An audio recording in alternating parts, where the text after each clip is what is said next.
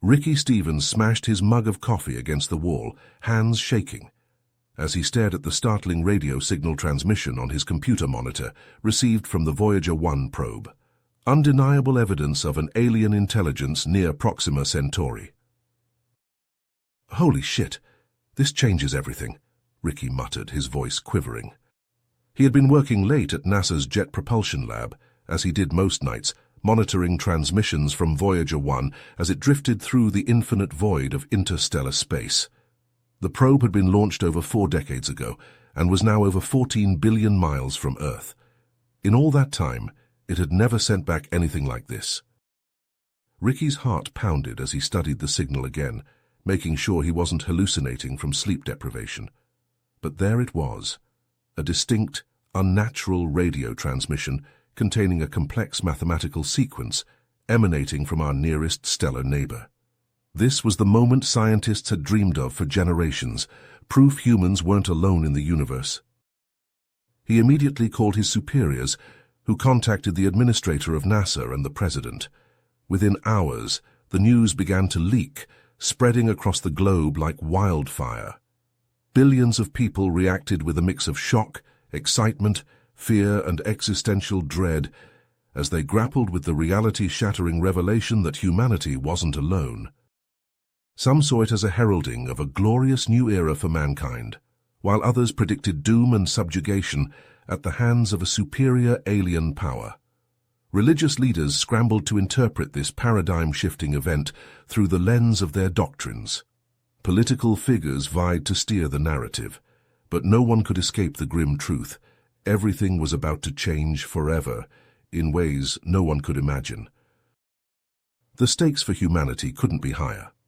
Either we'd make peaceful first contact and begin an exciting new chapter in our story, or this could be the start of a cataclysmic war with an unknown alien civilization that could drive us to extinction. The future of the human race now depended on establishing communications and building a relationship with this alien species. If we failed, we very well could be wiped out completely. As the world held its breath, Ricky and his team at NASA worked around the clock to decipher the message and establish two-way communication with the aliens before a critical misunderstanding led to disaster. As they began to make progress, the message became clearer and more unsettling. The aliens called themselves the Talaxians. They claimed to have been observing humanity for centuries in secret, waiting for the right moment to make contact. As Ricky pored over the complex mathematical sequences in the Talaxians' message, a wave of dread washed over him. He translated the communication, his hands trembling as the aliens' words took shape on his screen. The message was as clear as it was chilling. "People of Earth, we have observed your civilization for centuries. Your species is too aggressive, too unpredictable to be trusted with the stars. You wage war amongst yourselves.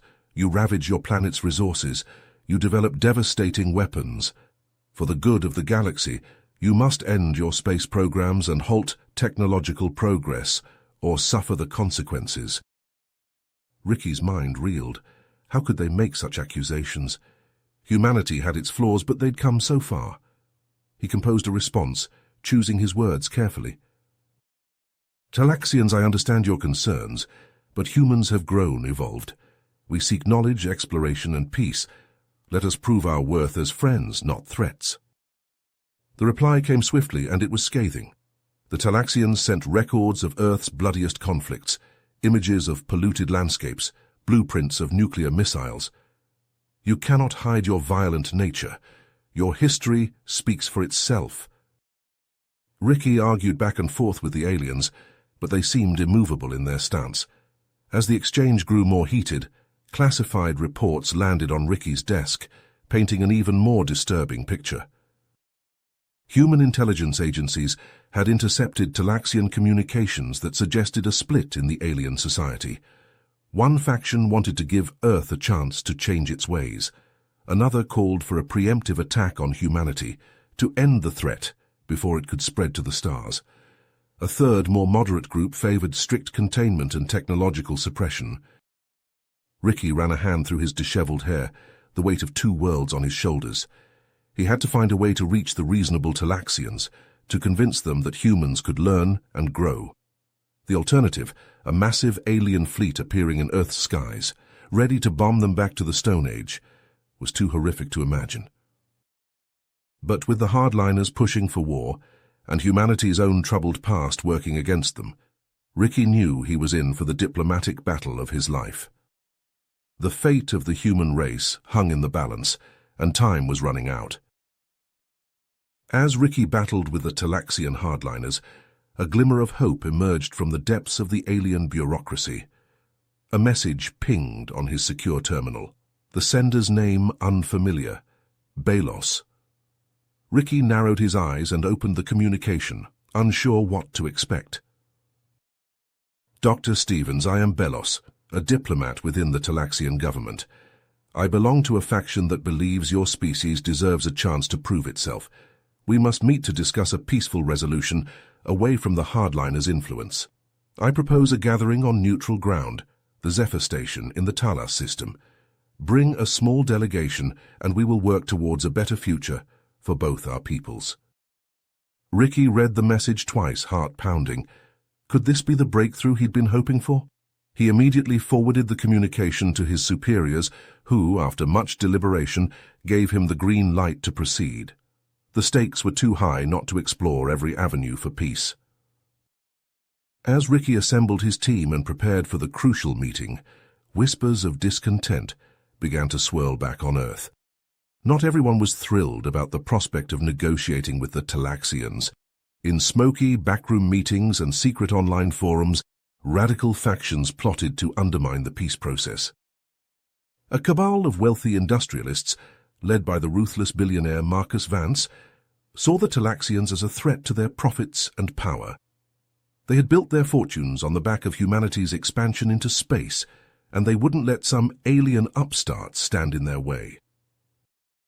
Meanwhile, a rogue military unit, commanded by the hawkish General Thaddeus Reeves, believed that humanity could beat the Talaxians in an all-out war. They salivated at the thought of claiming the aliens' advanced technology for themselves, imagining the weapons they could build and the power they could wield. These two factions, united by their lust for wealth and dominance, began to scheme against Ricky and his team.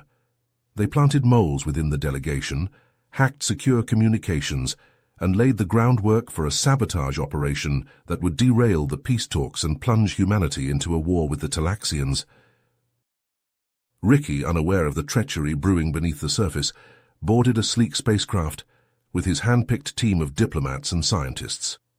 As they blasted off towards the Zephyr Station, he couldn't shake the feeling that he was heading into the most important negotiation of his life, one that would determine the fate of the human race. But little did he know that the real danger wasn't waiting for him among the stars, but lurking in the shadows of his own species, ready to strike at the most critical moment. Ricky's ship streaked through the void of space, the distant stars blurring into lines as they pushed the engines to their limits. Dr. Stevens sat strapped in his seat on the bridge, his knuckles white as he gripped the armrests. Tension permeated the air. They were venturing into uncharted territory, both literally and figuratively. Suddenly the ship shuddered violently. Alarms blared. "Report," Ricky barked. "So we're under attack," the tactical officer shouted. "Pirates, sir, they came out of nowhere." The view screen lit up with the image of a menacing vessel, bristling with weapons. It fired again, the blast rocking Ricky's ship. "Evasive maneuvers," Ricky ordered. "Return fire." The crew sprang into action, their hands flying over consoles. The ship jinked and juked, trying to evade the pirates' onslaught. Ricky's mind raced. Who were these attackers? Why now, on this critical mission? The ship's weapons lashed out, scoring hits on the pirate vessel, but it wasn't enough. Another blast struck home, sparks flying from overloaded systems. "Shields down to 20%, an officer reported. "We can't take much more of this." Ricky gritted his teeth. They couldn't fail, not now, not with so much at stake. He had to get his team to that meeting. "Target their weapons," he commanded. "Fire everything we've got." A fusillade erupted from Ricky's ship, a relentless barrage that finally overwhelmed the pirates' defenses. Their vessel erupted in a fireball, debris spinning off into the void. But the victory was short-lived. Damage reports flooded in, each more dire than the last. Main power was failing, life support was on backup, engines were barely functioning.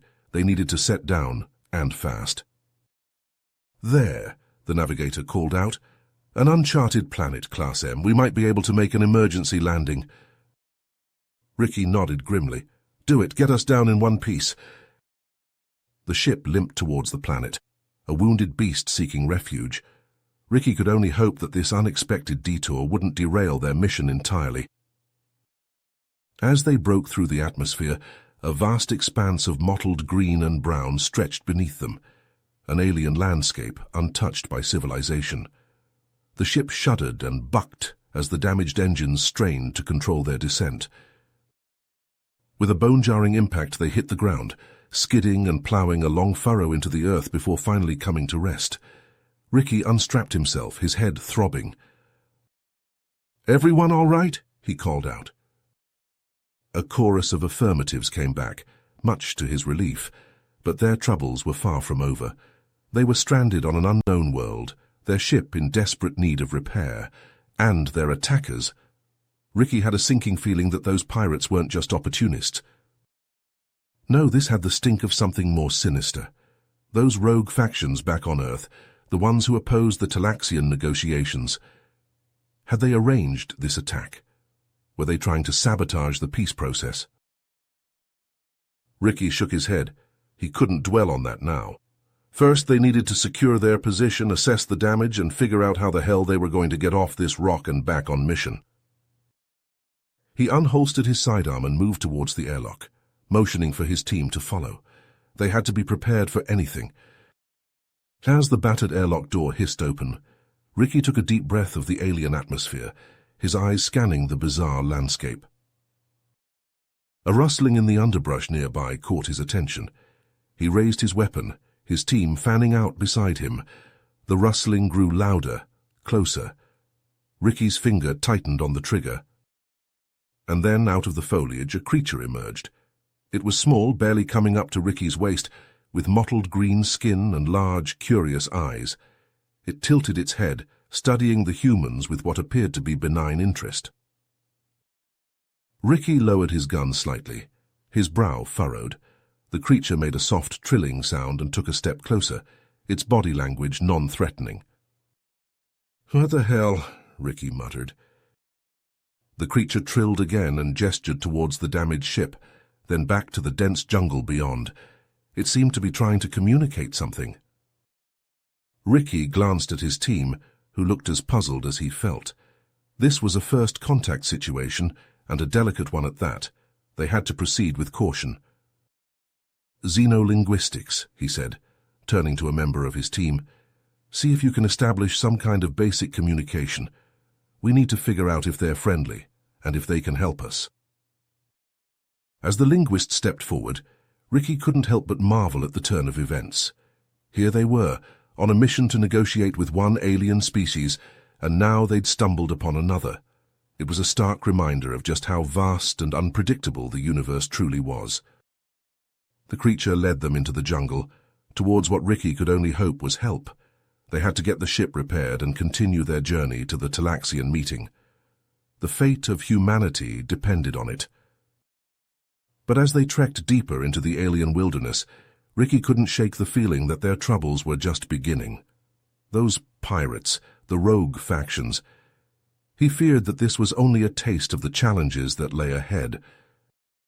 They followed the small alien through the dense undergrowth, the humid air thick and cloying.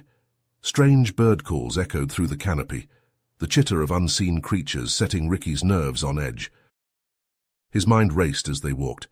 This unexpected encounter with a new species, while fascinating from a scientific perspective, was a complication they didn't need. Every delay brought them closer to the possibility of failure. After what felt like hours, they emerged into a clearing. Ricky's eyes widened. Before them stood a primitive village, huts woven from giant leaves and branches arranged in a rough circle. More of the small aliens emerged, chattering excitedly at the sight of the humans. The alien who had led them here trilled and gestured, and several of its companions rushed forward, offering strange fruits and vessels filled with clear liquid. Ricky hesitated, but his xenolinguist stepped forward, accepting the offerings and making gestures of thanks.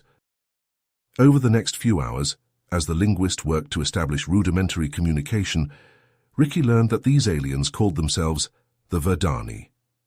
They were a simple species, living in harmony with their jungle world. And, much to Ricky's relief, they were willing to help. With the aid of the Verdani, Ricky and his team were able to gather materials to repair their ship. The aliens' knowledge of the local flora proved invaluable, providing saps and fibers that could be used to patch hull breaches and restore damaged systems. As they worked, Ricky couldn't help but reflect on the significance of this encounter. The Verdani, while technologically primitive, possessed a wisdom and compassion that humbled him. They opened his eyes to the myriad possibilities of life in the universe and strengthened his resolve to find a peaceful solution with the Talaxians.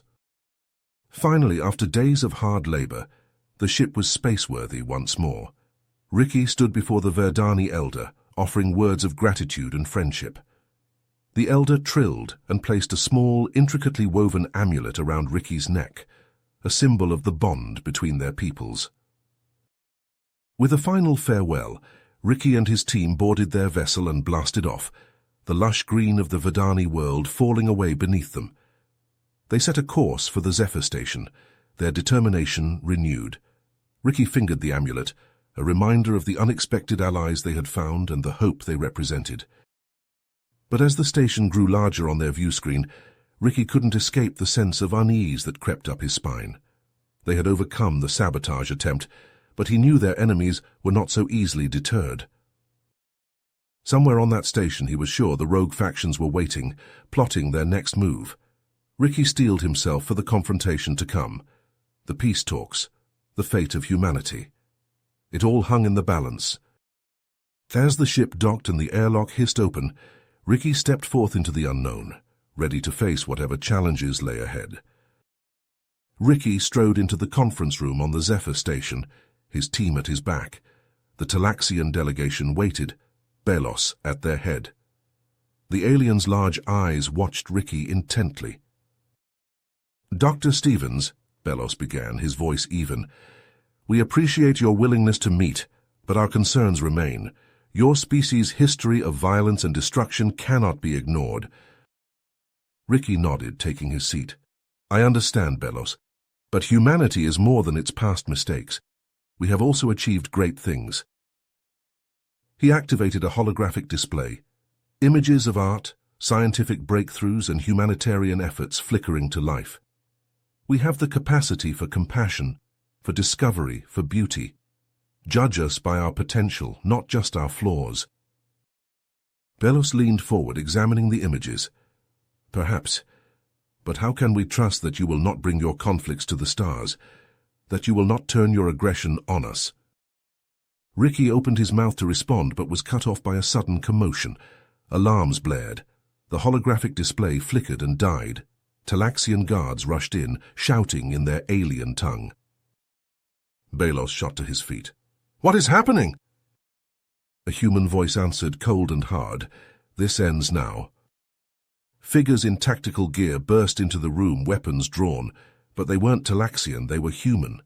Ricky recognized some of them, members of his own team, but their eyes were hard, their faces twisted with hate.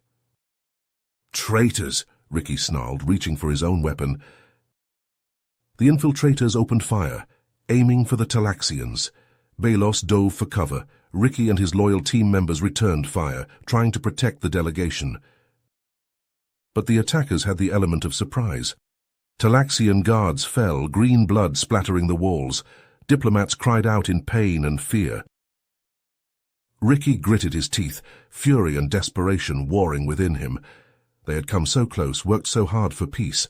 He wouldn't let it end like this. He charged forward, tackling the nearest attacker. They grappled, rolling across the floor.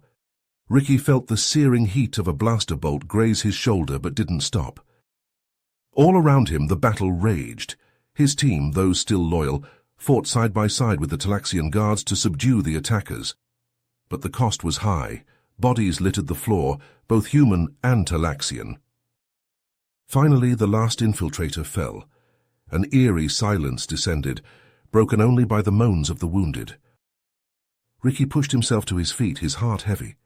Belos emerged from behind an overturned table, his robes torn and splattered with blood. "Dr. Stevens," he said, his voice shaking, "what is the meaning of this?" Ricky shook his head, grief and anger warring on his face. "Betrayal," he spat, "by our own people, those who would rather see war than peace." He looked around at the carnage, the wounded Talaxians, the dead humans. His vision blurred with unshed tears. This was to have been a new beginning, a chance for their species to find common ground. But now the fragile trust they had worked so hard to build lay shattered, stained with blood. The road ahead seemed darker than ever. Ricky clenched his fists, a grim determination settling over him. He wouldn't let this be the end. Somehow, some way, he would find a path forward. The future of both their peoples depended on it. But as he met Belos's wary, wounded gaze, he knew it would be an uphill battle. The scars of this day would not easily heal. Ricky opened his mouth, searching for the right words, but before he could speak, a new sound filled the air, a high-pitched whine growing louder by the second. His eyes widened in horrified recognition. He knew that sound. It was the scream of an incoming missile. Ricky coughed, waving away the smoke and dust that filled the conference room. His ears rang from the explosion, but he forced himself to focus. He had to act fast. "Belos, are you all right?" he called out, searching for the Talaxian diplomat amidst the rubble. A groan answered him. Belos emerged, his robes torn and bloodied. "I'm alive, Dr. Stevens, but many of my people—" Ricky gripped Belos's shoulder. "I'm sorry, but we have to move. Those missiles, they were meant to kill us all, to frame your people and start a war." Belos' eyes widened. "Who would do such a thing?" "The same ones who sent those infiltrators, rogue factions from my world. They want war, not peace." Ricky led Belos out of the ruined conference room, his mind racing. They had to expose the truth, and fast. He turned to his remaining team. "Gather whatever evidence you can. Security footage, communication logs, anything that proves the attack came from within. We need to clear the Talaxian's name." As his team set to work, Ricky pulled Belos aside. "I need your help. We have to find out what those factions are planning next. They won't stop until they have their war." Belos nodded grimly. "My people have extensive intelligence networks. I will use them to uncover the truth." For hours, they worked tirelessly, piecing together the clues. The infiltrators recovered equipment, encrypted transmissions, stolen Talaxian defense data. It all painted a chilling picture. Ricky slammed his fist on the table. "They're planning to attack your homeworld. The peace talks were just a diversion, a way to gather intel on your defenses." Belos paled. "We must warn my people, prepare for—" "No," Ricky cut in. "If we move openly, they'll know we're onto them. We have to be smart. We have to stop them before they can launch their attack." He met Belos's gaze, a plan forming in his mind. "We need to work together. Humans and Talaxians united against this threat. It's the only way to prevent a war and prove that our species can coexist." Belos hesitated, the weight of his people's fate heavy on his shoulders. But as he looked into Ricky's eyes, he saw determination, sincerity, and a glimmer of hope. "Very well, Dr. Stevens. I will trust you in this. I will convince my superiors to give your plan a chance, to give humanity one last opportunity to prove itself." Ricky clasped Belos's hand. "Thank you. We won't let you down." Together they began to lay out their strategy, gathering allies and resources. They would expose the rogue factions, thwart their attack, and show both their worlds that cooperation, not conflict, was the path forward. But as they worked, Ricky couldn't shake the feeling that time was running out. The rogue factions were moving quickly, their plans nearing fruition. He glanced at Belos, at the determined faces of his team. They had to succeed. The fate of two worlds hung in the balance. Failure was not an option. Ricky and Belos moved through the shadows, their footsteps silent on the polished floors of the rogue faction's earthbound headquarters. They had assembled a team of the best and brightest from both sides of the conflict. Zoran, the brilliant Talaxian hacker who could infiltrate any system, and Jack Reeves, the grizzled human operative who had turned his back on Cerberus when he discovered their true agenda. The four of them had spent weeks planning this operation, poring over stolen schematics and intercepted communications. They knew the risks. If they were caught, it would mean certain death and an all-out war between their peoples. But they also knew that this was their best chance to expose the truth and prevent a galactic catastrophe. As they made their way deeper into the complex, Zoran's fingers flew over his portable console, disabling security systems and looping camera feeds. Jack took point, his weapon at the ready, eyes scanning for any sign of trouble. Belos placed a hand on Ricky's shoulder. "Are you sure about this, Dr. Stevens? If your people discover our presence here—" Ricky met the Talaxian's gaze, his jaw set with grim determination. "We have no choice. If Cerberus succeeds, it won't just be the Talaxians who suffer. They'll plunge the entire galaxy into chaos." They reached the central data core, the heart of the conspiracy. Zoran cracked the encryption with a triumphant grin, and they began to download the files that would blow the lid off Cerberus's plans. But as the data streamed across the screen, Ricky felt a growing sense of horror. It was worse than they had ever imagined. Cerberus had infiltrated every level of human society, from corporations to governments. They had been manipulating events for decades, orchestrating conflicts and hoarding technology, all in preparation for their grand plan of conquest. And at the heart of it all were the weapons, terrible devices reverse-engineered from stolen alien tech, capable of devastating entire worlds. They had already begun mass production, hidden away in secret facilities across the galaxy. Jack swore under his breath. "Those bastards, they've been playing us all for fools." Ricky's mind raced. They had to find a way to stop this, to expose Cerberus and unite humanity and the Talaxians against this common threat. But how could they convince two species on the brink of war to trust each other? Suddenly alarms blared throughout the complex. Zoran's head snapped up from his console. "They've detected the intrusion. We need to move now."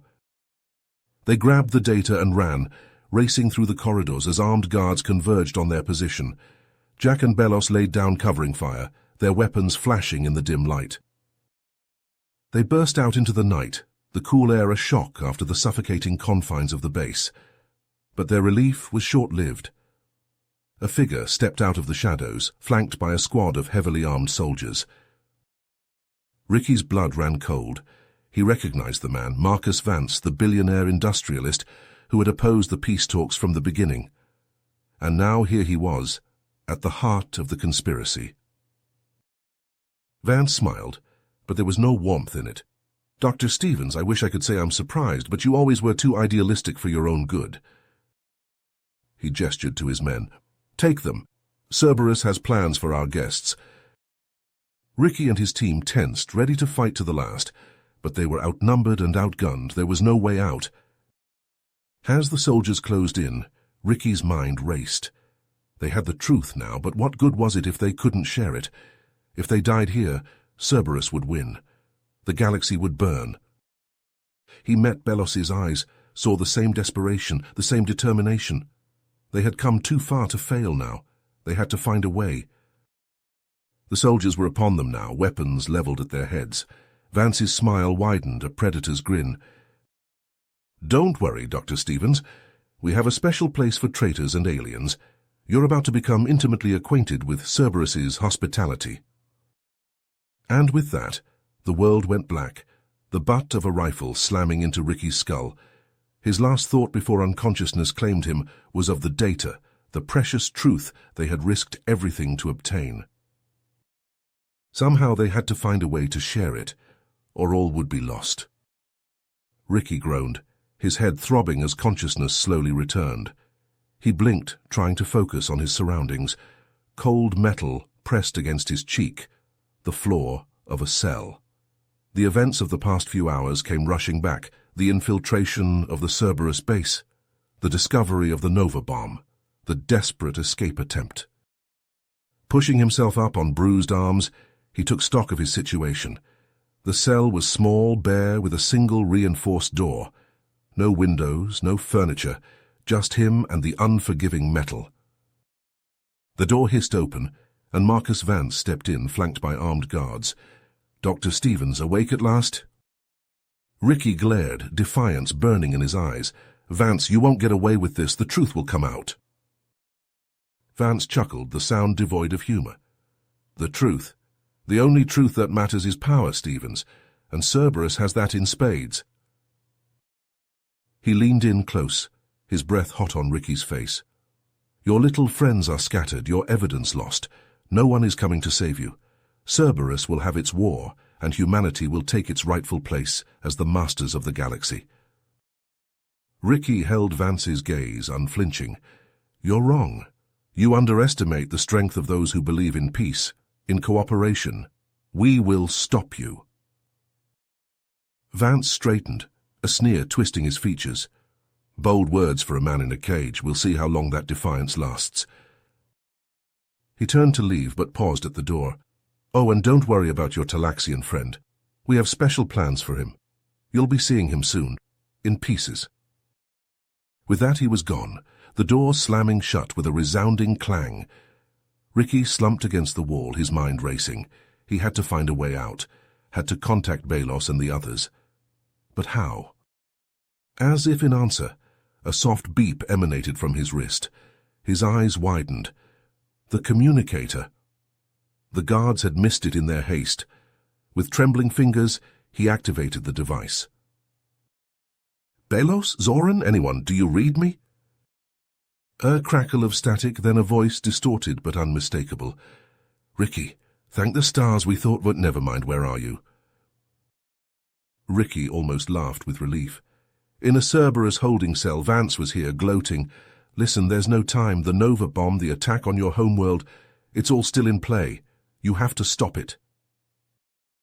The voice on the other end was grim. "We know. Jack and I have been spreading the word, rallying support. The Talaxian fleet is mobilizing, and we've got allies on Earth working to expose Cerberus. But we need those weapon plans, and the evidence you planted. We need you out of there." Ricky's mind raced, a plan forming. "Zoran, are you there? Can you hack into the base's security system, cause a distraction?" The Talaxian hacker's voice came through, tense but determined. "I'm on it. Give me a few minutes." Ricky paced the cell, adrenaline pumping. This was it, their last chance. Suddenly alarms blared throughout the complex. The lights flickered, then went out, plunging the cell into darkness. Ricky heard shouts, running footsteps outside. The door to his cell clicked open. Zoran's voice crackled over the communicator. "You're clear. Grab the plans and get to the rendezvous point. Hurry." Ricky didn't need to be told twice. He sprinted out into the chaos of the corridor, dodging bewildered guards and racing towards the data core. Explosions rocked the base as he ran, the sounds of fighting growing louder. Belos and Jack must have brought the cavalry. Ricky burst into the data vault, his eyes scanning the rows of servers. There, the terminal they had used to download the weapon plans. He lunged for it, his fingers flying over the keys. The download bar crept towards completion, agonizingly slow. 90%. 95%. A shot rang out, sparks flying from the terminal inches from Ricky's head. He spun, coming face to face with Marcus Vance, a smoking pistol in his hand. "Hand to the line, Stevens," Vance snarled. "Did you really think it would be that easy?" Ricky edged sideways, putting the terminal between them. The download still needed a few more seconds. "It's over, Vance. Cerberus is finished. The world knows the truth now." Vance's face contorted with rage. "You've doomed us all, you fool. Only Cerberus can lead humanity to its true destiny." He raised his gun, aiming squarely at Ricky's chest. Ricky tensed, preparing to dodge. A blue bolt of energy slammed into Vance from behind, sending him crumpling to the floor. Belos stood in the doorway, a Talaxian blaster in his hand. "I disagree," the alien said calmly. Ricky sagged with relief. The terminal beeped. The download was complete. He scooped up the data drive, tossing it to Belos. "We need to move. This place will be swarming with Cerberus goons any minute." Together, they raced through the crumbling base, dodging debris and enemy fire. They burst out into the open air, where a Talaxian shuttle waited, Jack and Zoran beckoning frantically from the open hatch. They piled in, the hatch slamming shut behind them. The shuttle rocketed into the sky, leaving the smoking ruins of the Cerberus base behind. Ricky collapsed into a seat, his heart hammering. They had done it. Against all odds, they had struck a blow against Cerberus and secured the evidence they needed. But the fight was far from over. Vance was just one head of the Hydra. Cerberus was still out there, still plotting, still determined to plunge the galaxy into war. As the shuttle streaked towards the rendezvous with the Talaxian fleet, Ricky knew that the hardest battles were still to come, but for now, they had hope. They had each other, and they had the truth. And in the end, that might just be enough to save them all. In the aftermath of their daring escape, Ricky and his team regrouped with Belos and Jack. The evidence they had gathered was damning. The Nova bomb plans, the incriminating files from the Cerberus base, all of it pointed to a vast conspiracy that threatened the very fabric of galactic peace. "So we have to act fast," Ricky said, his voice tight with urgency. "If Blackwood and the other Cerberus leaders escape, they'll just start again somewhere else." Belos nodded, his alien features set in grim determination. "My sources say they're preparing to flee Earth from a secret spaceport. They're planning to establish a new base on an uncharted world, beyond the reach of both our governments." Jack slammed his fist on the table. "Like hell they will. We've come too far to let them slip away now." Ricky's mind raced. They needed a plan, and they needed it fast. "We have to stop them before they can regroup. If they get entrenched on another planet, we may never root them out." An idea began to form, a desperate gambit. "We need a joint task force, human and Talaxian, working together.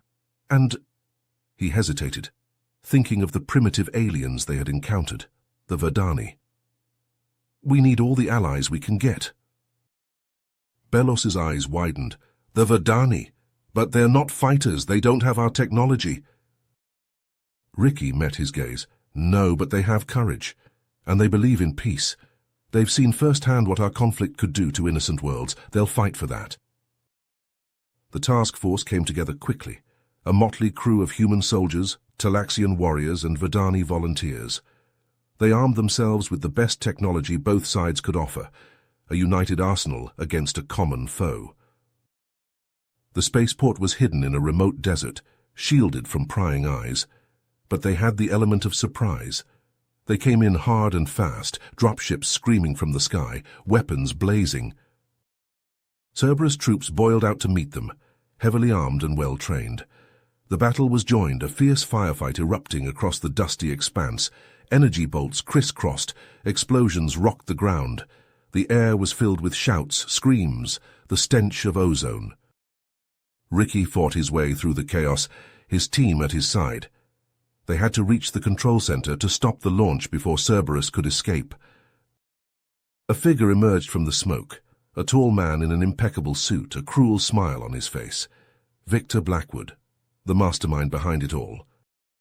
"Dr. Stevens," Blackwood called out, his voice a mocking drawl. "You're too late. The future belongs to Cerberus, to humanity. You can't stop us." Ricky's jaw tightened. "It's over, Blackwood.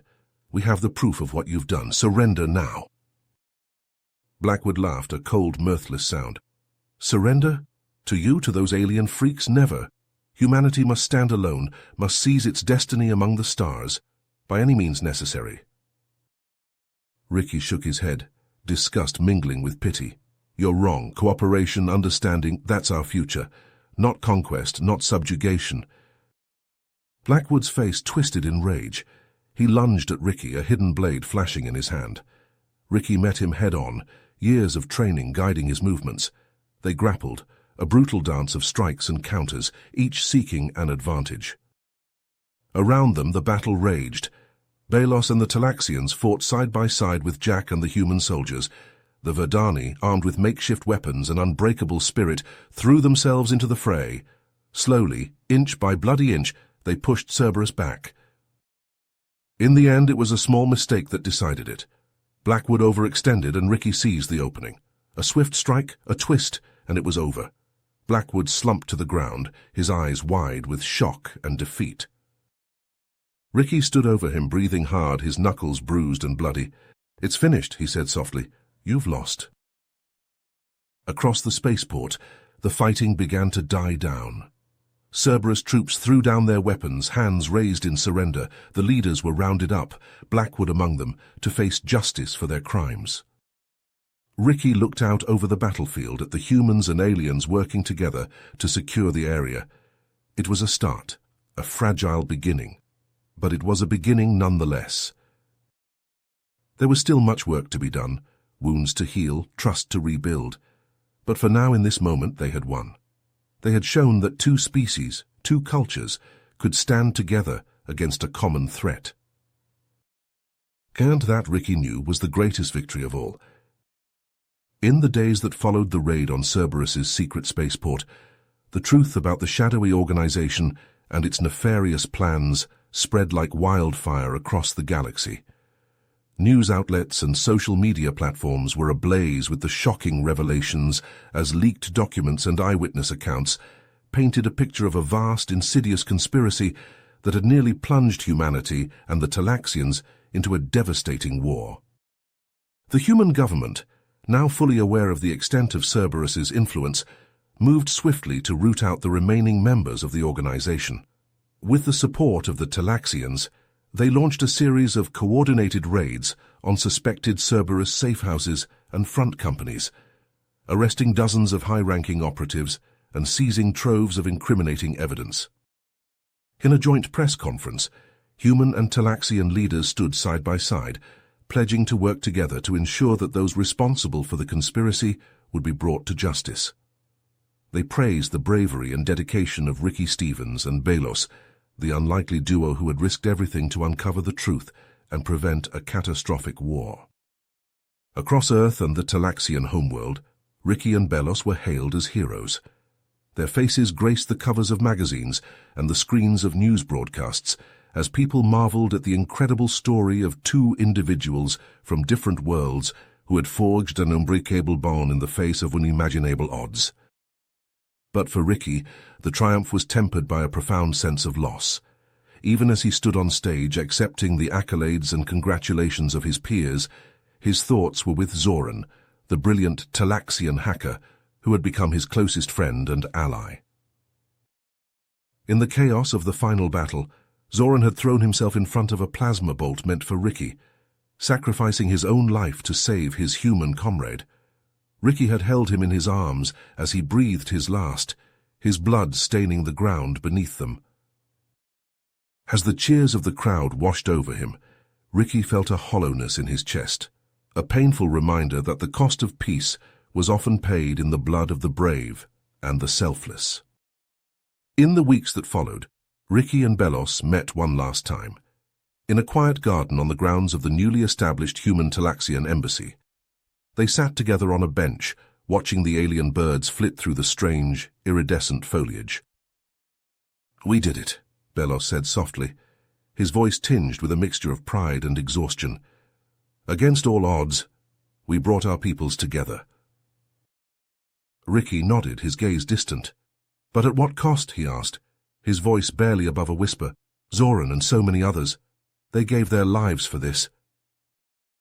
Belos placed a hand on Ricky's shoulder, his touch gentle and reassuring. "Their sacrifice will not be forgotten," he said firmly. "We will honor them by building a future of cooperation and understanding, a future where our species stand together as allies and friends." Ricky looked up at the alien sky, the stars twinkling above them like countless possibilities. "I want to believe that," he said softly, "but there's still so much work to be done, so many bridges to build." Belos smiled, his alien features softening with understanding. "And we will build them together. Our two peoples united in purpose and in spirit. That is the legacy we will create, the legacy that Zoran and all those who fought beside us will be remembered for." Ricky felt a surge of emotion, a mixture of grief and gratitude and hope. He knew that Belos was right, that the road ahead would be long and difficult, but that they would walk it together, side by side. As he boarded the shuttle that would take him back to Earth, Ricky couldn't help but feel a sense of awe at the incredible journey that had brought him to this moment. From a late night at the lab, staring at a mysterious signal from the stars, to the heart of a galactic conspiracy, to the forging of an unlikely friendship that had changed the course of history. And now, as he prepared to take on his new role as the head of Earth's first interstellar diplomatic corps, Ricky knew that the greatest adventure of his life was just beginning. He thought of Zoran, and of all the brave souls who had given their lives to make this moment possible. He thought of the countless species that called the galaxy home, each with their own unique cultures and histories and dreams.